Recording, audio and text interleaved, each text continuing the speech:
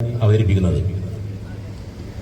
ഇത് ഈ പരിപാടിയുടെ പ്രാധാന്യവും പ്രസക്തിയും പൊതുസമൂഹത്തെ കൂടി ബോധ്യപ്പെടുത്തുക എന്ന ഒരു വലിയ ലക്ഷ്യമാണ് ഇതിനുള്ളത്.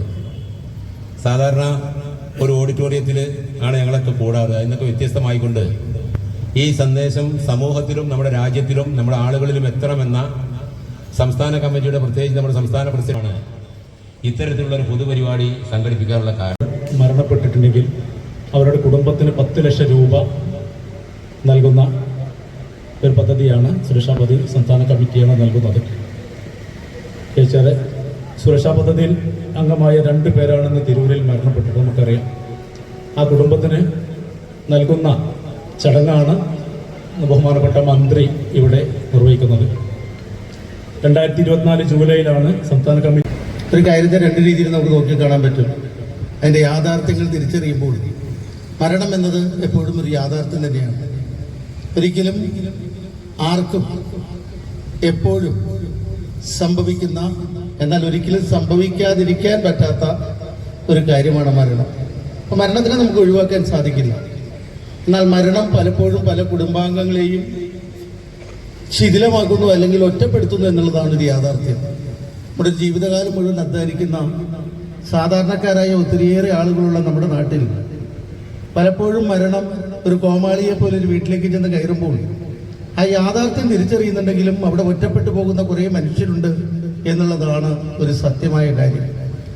Kerala hotel and restaurant association ഇങ്ങനെയൊരു പദ്ധതി ആവിഷ്കരിക്കുവാനുള്ള കാര്യം പ്രധാനമായിട്ടും പലപ്പോഴും ഒരു സംസ്ഥാന പ്രസിഡന്റായിട്ടും സംസ്ഥാന ജനറൽ സെക്രട്ടറിയുമായിട്ടൊക്കെ ബഹുമാന്യനായ ശ്രീ മൊയ്തീൻ കുഞ്ഞിരാജവരുടെയൊക്കെ കൂട്ടത്തിൽ പലപ്പോഴും പല മരണ വീടുകളും ഞങ്ങളുടെ അംഗങ്ങളുടെ വീട്ടിൽ ഞങ്ങൾ പോകാറുണ്ട്. പലപ്പോഴും റീത്തൊക്കെ വെച്ചുകൊണ്ട് പോകുമ്പോൾ അതിൻ്റെ ഉള്ളിൽ നടക്കുന്ന ചില വിഷമതകൾ അത് നമ്മൾ അറിയുമ്പോഴാണ് നമുക്കതിൻ്റെ. കേരളത്തിലെ 70% വരുന്ന ചെറുകിട ഹോട്ടൽ, ബേക്കറി, ലോഡ്ജിംഗ് രംഗത്തുള്ള KHRA അംഗങ്ങളെ സംബന്ധിച്ചിടത്തോളം ഒരു ദിവസം മുഴുവൻ കഷ്ടപ്പെട്ടാൽ സ്വന്തം കുടുംബത്തിന്റെ ഉപജീവനം നടത്താമെന്നല്ലാതെ ഒരു നീക്കിബാക്കി കേരളത്തിൽ ഈ രീതിയിൽ പ്രവർത്തിക്കുന്ന റെസ്റ്റോറൻറ്റ്, ബേക്കറി മേഖല എന്നുള്ളതാണ് ഒരു യാഥാർത്ഥ്യം. പലപ്പോഴും കുട്ടികൾ പഠിക്കുന്നു, രക്ഷകർത്താക്കളുണ്ട്, ഭാര്യയും ഭർത്താവും കൂടിയാണ് ഹോട്ടൽ നടത്തുന്നത്. ഒരു സുപ്രഭാതത്തിൽ രാവിലെ മുതൽ വെളുപ്പിനെ തൊട്ട് 4 മണി മുതൽ വൈകിട്ട് 10 മണിയായാലും പണി തീരാത്ത ഒരു കുടുംബനാഥനെ സംബന്ധിച്ചിടത്തോളം അദ്ദേഹത്തിന്റെ വിയോഗം പലപ്പോഴും നമുക്കറിയാം. ഹോട്ടൽ മേഖലയിലുള്ളവർക്കൊക്കെ ആയുസ് കുറച്ച് കുറവാണ്. കുറ്റപ്പെടുത്തിയിട്ട് കാര്യമില്ല. അത്രയേറെ അധ്വാനം, സ്ട്രെസ് അങ്ങനെ പല കാര്യങ്ങൾ കൊണ്ട് സ്വന്തം ആരോഗ്യം നോക്കാതെ കുടുംബത്തിനും സമൂഹത്തിനും വേണ്ടി ജീവിക്കുന്ന ഒരു വിഭാഗമാണ് കേരളത്തിലെ റെസ്റ്റോറന്റ് മേഖല എന്ന് പറഞ്ഞാൽ. എന്നാൽ അതിനനുസരിച്ചുള്ള ഒരു പരിഗണന ഇവിടുത്തെ സമൂഹമോ സംസ്ഥാന സർക്കാരോ കേന്ദ്ര സർക്കാരോ മറ്റ് രാഷ്ട്രീയ പാർട്ടികളോ സമൂഹം ആരും തന്നെ അവർക്ക് കൊടുക്കുന്നില്ല എന്നുള്ളതാണ് നമുക്ക് വിഷമകരമായ മറ്റൊരു കാര്യം. വയനാട് ദുരന്തമുണ്ടായപ്പോഴും ഇവിടെ കോവിഡ് ദുരന്തമുണ്ടായപ്പോഴും മറ്റ് വെള്ളപ്പൊക്കമുണ്ടായപ്പോഴും എല്ലാം സമൂഹത്തിനോടൊപ്പം നിന്ന് പ്രവർത്തിച്ചിട്ടുള്ള ഒരു സംഘടനയാണ് കേരളത്തിലെ ഹോട്ടൽ മേഖലയെ അടങ്ങുന്ന KHRA എന്ന് പറയുന്ന സംഘടന. അപ്പോൾ അങ്ങനെയുള്ള ഒരു വലിയ വിഭാഗം വളരെ ബുദ്ധിമുട്ടുകളിലൂടെ സ്വന്തം കുടുംബത്തെ പോലും നോക്കാതെ സമൂഹത്തിലേക്ക് അർപ്പണ മനോഭാവത്തോടു കൂടി ജോലി ചെയ്ത് കഴിയുമ്പോൾ പലപ്പോഴും ഞങ്ങളുടെ സംഘടന തന്നെ പറയും, സംഘടനയിലുള്ള പല പ്രവർത്തകരും അവർ കുടുംബം നോക്കാറില്ല. ഒന്നുകിൽ KHRA അല്ലെങ്കിൽ ഹോട്ടല് കുടുംബത്തോട് വലിയ പ്രതിബദ്ധത കാണിക്കാറില്ല. അത് അവരുടെ വലിയ പോരായ്മയാണെന്ന് ചിലർക്ക് തോന്നാമെങ്കിലും അത്രയേറെ സാമൂഹ്യ പ്രതിബദ്ധത, സംഘടനയോടുള്ള പ്രതിബദ്ധത, പക്ഷെ ഇതൊക്കെ ഒരു സമയം കഴിയുമ്പോൾ അവർ തന്നെ സമൂഹത്തിൽ നിന്ന് വളരെയധികം തീക്ഷ്ണമായ ഫലങ്ങൾ, അതായത് കുടുംബം ഒറ്റപ്പെട്ടു പോകുന്നൊരവസ്ഥ മരണത്തോടു കൂടി. അങ്ങനെ ചില യാഥാർത്ഥ്യങ്ങൾ KHRAക്ക് ബോധ്യപ്പെട്ടപ്പോഴാണ് ഒരു വർഷം നീണ്ട ചർച്ചകൾക്ക് ശേഷം എന്ത് ചെയ്യാം ഇങ്ങനെയുള്ള കുടുംബങ്ങൾക്ക് എന്ന ആലോചന നമ്മളിൽ ഉണ്ടായത്. വളരെ നീണ്ട ചർച്ചകൾക്കൊക്കെ ശേഷം നമുക്കറിയാം, സാധാരണയായി ഇങ്ങനൊരു ചർച്ച നടന്നു കഴിഞ്ഞാൽ ആ അംഗങ്ങളുടെ താല്പര്യങ്ങൾക്കായിരിക്കും നമ്മൾ പ്രാധാന്യം കൊടുക്കുന്നത്. പക്ഷെ ഇവിടെ തികച്ചും വ്യത്യസ്തമായി സമൂഹത്തിലെ നമ്മുടെ തൊഴിലാളികൾ, ഏതൊരു സ്ഥാപനത്തിന്റെയും നിലനിൽപ്പ് അവിടുത്തെ തൊഴിലാളികൾ കൂടിയാണ് എന്ന് തിരിച്ചറിഞ്ഞുകൊണ്ട് ആ തൊഴിലാളികളെയും ചേർത്ത് പിടിച്ചുകൊണ്ട് ഒരു കുടുംബ സുരക്ഷാ പദ്ധതിക്ക് Kerala hotel and restaurant association വിഭാവനം ചെയ്തത്. അപ്പോൾ ഏതെങ്കിലും ഒരു അംഗം, അതിലെ അംഗമായിട്ടുള്ള AHR അംഗമായിക്കൊള്ളട്ടെ, കുടുംബാംഗങ്ങളായിക്കൊള്ളട്ടെ, തൊഴിലാളികളായിക്കൊള്ളട്ടെ, അതിലെ അംഗം മരണപ്പെട്ടാൽ ആ കുടുംബത്തിന് 10 ലക്ഷം രൂപ ഉടനടി സഹായ വിതരണം നടത്തുന്ന ഒരു പദ്ധതിയാണ് നമ്മൾ ആവിഷ്കരിച്ചിട്ടുള്ളത്. ഇവിടെ നമുക്ക് ഒരു കാര്യം പ്രത്യേകമായിട്ട് ഓർമ്മിപ്പിക്കാനുള്ളത്, ഏതെങ്കിലും ഒരു തൊഴിലാളി ഇതിൽ അംഗമായി ചേർന്നാൽ അതിനുശേഷം തൊഴിലാളി അല്ലാതെ ആയാലും ഇതിൽ അംഗത്വം നഷ്ടപ്പെടുന്നില്ല. അതുപോലെ തന്നെയാണ് ഏതെങ്കിലും ഒരു ഹോട്ടൽ ബേക്കറി ഉടമ ഇതിൽ അംഗമായി കഴിഞ്ഞാലും അതിനുശേഷം സ്വന്തം സ്ഥാപനം നിന്നുപോയാൽ പോലും ഇതിലെ അംഗത്വം നഷ്ടപ്പെടാതെ ജീവിതകാലം മുഴുവൻ അവന്റെ ജീവിതത്തിന് ശേഷം ആ കുടുംബത്തിനെ പരിരക്ഷിക്കാനുള്ള ചുമതല ഇതിലെ 10,000-ഓളം വരുന്ന അംഗങ്ങൾ ഏറ്റെടുക്കുന്ന കേരളത്തിൽ അപൂർവമായ ഒരു കൂട്ടായ്മയാണ് AHRയുടെ കുടുംബ സുരക്ഷാ പദ്ധതി എന്ന് നമുക്ക് അഭിമാനത്തോടു കൂടി തന്നെ പറയാൻ കഴിയും. എന്താണ് കുടുംബ സുരക്ഷാ പദ്ധതി? 3000 രൂപ കൊടുത്ത് കുടുംബത്തിലേക്ക് ഇതിലെ അംഗങ്ങളെല്ലാം ചേർന്ന് 100 രൂപ വെച്ച് കൊടുക്കുന്ന ഒരു സഹായ പദ്ധതിയാണ്. നമുക്കറിയാം, ഈ പദ്ധതിയിൽ അംഗമാകുന്ന ഒരു വ്യക്തി ഏറ്റവും കൂടുതൽ ആഗ്രഹിക്കുന്നത് ഏറ്റവും കൂടുതൽ കുടുംബങ്ങൾക്ക് 100 രൂപ കൊടുക്കുവാൻ എനിക്ക് സാധിക്കണമേ എന്നാണ് അവന്റെ പ്രാർത്ഥന. കാരണം ആ പ്രാർത്ഥനയിൽ രണ്ടുണ്ടർത്ഥം. കാരണം ഒന്ന്, ഒരു ജീവകാരുണ്യ പ്രവർത്തനങ്ങളിൽ പങ്കാളിയാകുന്നു. 2, ആ പങ്കാളിത്തത്തിലൂടെ അവന്റെ ജീവിതം അല്ലെങ്കിൽ അവന്റെ ജീവൻ കൂടുതൽ നാൾ നിലനിൽക്കുന്നു എന്നുള്ളതാണ് ഒരു യാഥാർത്ഥ്യം. അപ്പൊ 2 രീതിയിൽ നമുക്ക് കൂടുതൽ നാൾ ജീവിച്ചുകൊണ്ട് കൂടുതൽ നാൾ നന്മകൾ ചെയ്യാനുള്ള ഒരു അവസരം ദൈവം നമുക്ക് തരട്ടെ എന്ന് പ്രാർത്ഥിച്ചുകൊണ്ട് നമ്മുടെ കൂട്ടത്തിലുള്ള ഓരോ അംഗത്തെയും ചേർത്ത് പിടിക്കുന്ന ഒരു പദ്ധതിയാണ് AHRA കുടുംബ സുരക്ഷാ പദ്ധതി. ഇവിടെ നമ്മൾ ഒരു കാര്യം കൂടി മനസ്സിലാക്കേണ്ടത്, ഇന്ന് നമ്മുടെ രാജ്യത്ത് ഏറ്റവും കൂടുതൽ ടാക്സ് കൊടുക്കുന്നത് ചെറുകിട വ്യാപാരികളാണ്. നമുക്കറിയാം, രാഷ്ട്രീയ നേതാക്കൾ രാഷ്ട്രീയം പറയല്ല കേട്ടോ, ഏത് രാഷ്ട്രീയ പാർട്ടി ആയിക്കോട്ടെ, PSC ചെയർമാനൊക്കെ 5 ലക്ഷം രൂപയാക്കി. കേരളത്തിലൊരു വ്യാപാരി, ഒരു വ്യവസായിക്ക് സംസ്ഥാന സർക്കാർ പെൻഷൻ കൊടുക്കുക എന്ന് പറഞ്ഞാൽ 1600 രൂപയുടെ ഒരു പെൻഷൻ ഉണ്ട് വ്യവസായി ഇതില് വ്യാപാരികളുടെ ക്ഷേമനിധിയിൽ പെട്ടിക്കഴിഞ്ഞാൽ. മറ്റേ യാതൊരു ആനുകൂല്യങ്ങളുമില്ല. അത് ക്ഷേമനിധിയിൽ നമ്മൾ ക്യാഷ് അങ്ങോട്ട് അടച്ചാലാണ് ഇങ്ങോട്ട് പെൻഷൻ കിട്ടുള്ളൂ.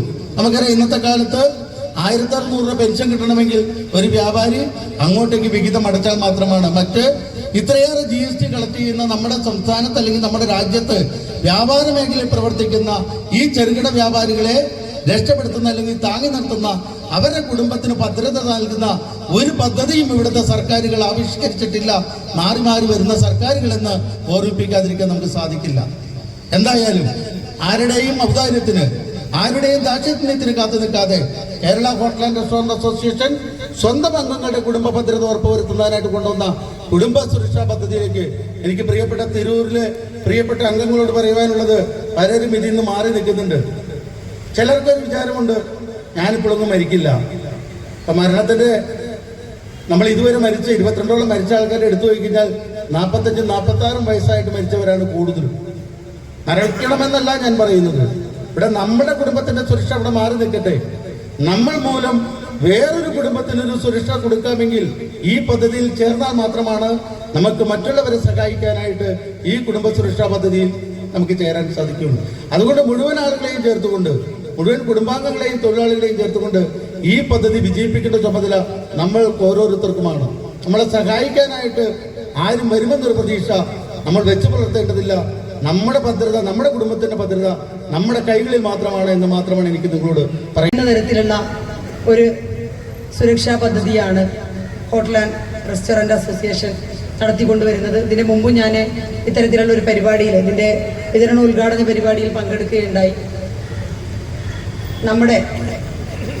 നമുക്ക് വേണ്ടി മാത്രമല്ലാതെ വരുന്ന കാലങ്ങളിൽ നമ്മുടെ കുടുംബത്തിന് വേണ്ടി നമ്മൾ ജീവിക്കുന്ന ഒരു സാഹചര്യമാണത്. ജീവിച്ചിരിക്കുന്ന സമയത്ത് മറ്റുള്ളവരെ സഹായിച്ച് വിശദീകരിക്കേണ്ടായി. വളരെ സന്തോഷം. 10,000 അംഗങ്ങൾ അടങ്ങിയ ഈ സുരക്ഷാ സ്കീമിൽ ഒരാൾ മരിച്ചാൽ 10 ലക്ഷം രൂപ നമുക്കെല്ലാവർക്കും നൽകാനുള്ള അവസരമാണ് ഉണ്ടാക്കി തന്നിട്ടുള്ളത്. ഇത് എനിക്ക് കിട്ടണം എന്ന് ആഗ്രഹിക്കുന്നവരാരും ഈ സദസ്സിലില്ല എന്ന് എനിക്കറിയാം. ഇതിൽ അംഗങ്ങൾ ഉണ്ടാകില്ല. കാരണം ഞാൻ മരിച്ചാലേ എനിക്ക് കിട്ടും. അതുകൊണ്ട് ഒരാളും മരണം ആഗ്രഹിക്കുന്ന ആളുകൾ ഉണ്ടാവില്ല. നിങ്ങളത് വെറുതെ പറയാന്നല്ല ഞങ്ങൾക്ക് അറിയിച്ചു. എങ്ങനെയായിരുന്നാലും എന്താണെങ്കിലും നമ്മൾ മരണം ആഗ്രഹിച്ച് നടക്കുന്ന ആളുകളല്ല, മരിക്കും എന്ന് ഭയപ്പെട്ട് നടക്കേണ്ടവരാണ്. ഒരു മരണം ഉണ്ട്, എനിക്ക് ഒരു അന്ത്യമുണ്ട് എന്ന വിശ്വാസത്തിൽ നടക്കേണ്ട ആളുകൾ. അപ്പൊ അതുകൊണ്ട് തന്നെ ഈ 10 ലക്ഷം ഉറുപ്പിക എനിക്ക് കിട്ടുമല്ലോ എന്ന് ആഗ്രഹിച്ച ആരും ഇതിൽ അംഗമാകൂല എന്നാണ് എന്റെ വിശ്വാസം. എന്നാൽ എനിക്ക് എന്റെ സഹോദരരെ സഹായിക്കുവാൻ കിട്ടിയ ഒരു സുവർണാവസരമാണ് ഇത് എന്ന ചിന്തയിലാണ് നമ്മൾ അംഗങ്ങളാകുന്നത്. ഞാൻ നിങ്ങളെ പ്രത്യേകം പ്രകീർത്തിക്കുന്നു, പ്രശംസിക്കുന്നു, അഭിനന്ദിക്കുന്നു. മാത്രമല്ല സർക്കാർ പോലും പെൻഷൻ കൊടുക്കുന്നത് നമ്മുടെ ചെറിയ വിഹിതം അങ്ങോട്ട് കൊടുത്ത് അത് ബാങ്കിലിട്ട് അത് പലിശയൊക്കെ കൂടി അതുകൂടി സ്വരൂപിച്ച് ബാക്കി തികയാത്തത് വീണ്ടും ഗവൺമെന്റ് കൊടുത്താണ് കൊടുക്കുന്നത്. എങ്ങനെയായിരുന്നാലും ഈ പദ്ധതി നിങ്ങൾ അങ്ങനെയും ഒന്ന് ലക്ഷ്യമാക്കുന്നില്ല. ഞാൻ അബ്ദുറഹ്മാനോട് ഒന്നും കൂടി ചോദിക്കുകയും അപ്പൊ പറഞ്ഞു, ഒരാൾ മരിച്ചാൽ എല്ലാവർക്കും വിവരം കൊടുക്കും അല്ലെ, മനസ്സിലാക്കാം. അപ്പൊ എല്ലാവരും ഈ 100 രൂപ കൊടുക്കുക. 10,000 ആളുകൾ 100 രൂപ. ഇന്നിപ്പോ 100 രൂപ എന്നൊക്കെ പറയുമ്പോൾ വലിയ തുകയല്ലേ. പക്ഷെ 100 രൂപന്റെ ഒരു വലുപ്പൊക്കെ നമുക്കറിയാം. പണ്ട് 1 രൂപക്കുള്ള വില എനിക്കിപ്പോൾ ഓർമ്മയുണ്ട്. നമ്മള് സിറ്റി നിങ്ങളെ ഹോട്ടലിൽ വന്നാല് 10 പൈസയായിരുന്നു ചായന്റെ വില. ഞാൻ തിരൂർ അങ്ങാടി കാണുന്ന കാലത്ത് പൊറോട്ടയും ഇറച്ചും ചായയും കുടിച്ചാൽ 25 പൈസ മതി. എന്നാ 25 പൈസന്റെ മുതല് 100 രൂപയ്ക്ക് കിട്ടൂല. അപ്പൊ അതിന്റെ വില ഒന്ന് പറയാൻ അത്രണ്ട് അതിന്റെ വലുപ്പം എന്നുള്ളത് അറിയാൻ ഞാൻ സൂചിപ്പിച്ചതാണ്. അപ്പൊ ഞാൻ ചോദിച്ചു അബ്ദുറഹ്മാനോട്, 10,000-ൽ കൂടുതൽ ആളുകളുണ്ടായാലും നിങ്ങൾക്ക് ലാഭാവൂലേ എന്ന ഉദ്ദേശിച്ച് ഞാൻ ചോദിച്ചത്. അപ്പൊ വേറൊരു സ്കീം കൂടി ആരംഭിക്കും. വേറെ ഒരു 10,000 ആളിലെ വേറൊരു സ്കീം. അപ്പൊ അങ്ങനെ എത്ര സ്കീമുണ്ട്? ഒന്നുള്ളൂ. അപ്പൊ എനിക്കൊരു ആകർഷണീയത തോന്നി. അതുകൊണ്ട് ഞാൻ വളരെ സന്തോഷത്തോടുകൂടി, ഹൃദയം നിറഞ്ഞ സന്തോഷത്തോടുകൂടി നിങ്ങളെ പ്രത്യേകം അഭിനന്ദിക്കാൻ ഞങ്ങളുടെ തിരൂരിൽ വെച്ച് ഈ സായാഹ്നത്തെ ഞാൻ ഉപയോഗപ്പെടുത്തുകയാണ്. അപ്പൊ ഇതുപോലെയുള്ള പദ്ധതികളുമായി നമുക്ക് മുന്നോട്ട് പോകേണ്ടത്. എന്നാൽ ഇവിടെ ഈ ഹോട്ടലിലുള്ള ആളുകൾക്ക് തൊഴിൽ കൊടുത്തത് ആരാ? ഇവിടുത്തെ ഈ ടൗണിലെ കച്ചവട പീടികയിൽ കച്ചവടം ചെയ്യുന്ന ആളുകൾക്ക് തൊഴിൽ കൊടുത്തത് ആരാ? ഗവൺമെന്റിന് ഒരു ഉത്തരവാദിത്വമില്ല. അവരെ സംരക്ഷിക്കുന്നതും അവർക്ക് ശമ്പളം കൊടുക്കുന്നതും അവരെ നിയമിക്കുന്നതും ഒക്കെ അതിന്റെ ഉടമസ്ഥരാണ്. അവർ സർക്കാരിന് ഭാരം കൊടുത്തു. നാട്ടിൽ തൊഴിലാ പണികളെ എണ്ണം ചുരുക്കാൻ ഈ സമാന്തര സംവിധാനം നമുക്ക് ഉപകാരപ്പെടും. അപ്പൊ അങ്ങനത്തെ ഏജൻസികളെ പ്രോത്സാഹിപ്പിക്കണം. അതുകൊണ്ട് ബിസിനസ്സുകാരെ അവർക്ക് വേണ്ട സൗകര്യങ്ങൾ ചെയ്തു കൊടുക്കുകയും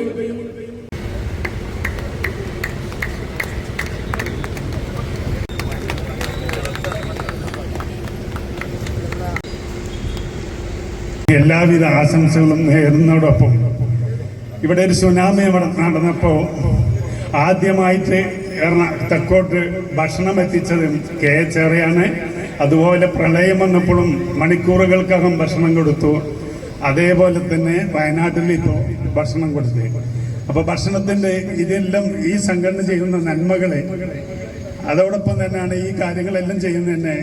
ഇത് വിജയിക്കട്ടെ, പാവപ്പെട്ടവന് രത്താണി ആവട്ടെ എന്നും നേരത്തെ സൂചിപ്പിച്ച പോലെ ഇതാർക്കും വാങ്ങാൻ ആഗ്രഹമില്ല. ഹോളിന്റെ പരിസര പ്രദേശത്തിനും തിരൂരിലെ പ്രവർത്തകർക്ക് മുന്നിൽ നിന്നും ഹോട്ടൽ ആൻഡ് റെസ്റ്റോറന്റ് അസോസിയേഷന്റെ പ്രവർത്തകർക്ക് മുന്നിൽ നിന്നും പ്രവർത്തിക്കാൻ കഴിഞ്ഞു എന്നത് വളരെ ചാരിതാർത്ഥ്യമുള്ള സന്തോഷകരമായ ഒരു കാര്യമായിട്ട് മനസ്സിലെന്നും സൂക്ഷിക്കുകയാണ്. എല്ലാ നന്മകളും ആശീർവാദങ്ങളും ഇവരുടെ പ്രവർത്തനങ്ങൾക്ക്, ഇവരുടെ അല്ല നിങ്ങളുടെ പ്രവർത്തനങ്ങൾക്ക് നേരുകയാണ്. ഭൂമിയിൽ ബാക്കിയാവുന്നത് ഇത്തരം പ്രവർത്തനങ്ങൾ മാത്രമായിരിക്കും. നമ്മൾ ജീവിച്ചു പോകുന്ന ഒരു കാലഘട്ടത്തിനിടയിൽ എല്ലാം ഇങ്ങനെ വെള്ളത്തിൽ ഒഴുകിപ്പോകുന്ന പോലെ, പായലൊഴുകിപ്പോകുന്ന പോലെ ജീവിതത്തിന്റെ പല പല ഘട്ടങ്ങൾ, ആഘോഷങ്ങൾ, ആസ്വാദനങ്ങൾ, അങ്ങനെ തുടങ്ങിയ എല്ലാ കാര്യങ്ങളും ജീവിതത്തിൽ ഇങ്ങനെ എന്നിൽ അർപ്പിതമായിട്ടുള്ള കർത്തവ്യം നന്ദി പറയുക എന്നുള്ളതാണ്. ഈ ശുഷ്കിച്ച സദസ്സിന് മുമ്പിൽ മറ്റൊന്നും പറയാൻ ഞാൻ ആഗ്രഹിക്കുന്നില്ല. ഈ പരിപാടി ഉദ്ഘാടനം ചെയ്ത MLAക്ക് KHRയുടെ പേരിൽ നന്ദി രേഖപ്പെടുത്തുകയാണ്. അതുപോലെ തന്നെ സംസ്ഥാന പ്രസിഡന്റ്, മറ്റ് ജില്ലകളിൽ നിന്ന് എത്തിയിട്ടുള്ള സംസ്ഥാന നേതാക്കന്മാർക്ക് എല്ലാവർക്കും KHR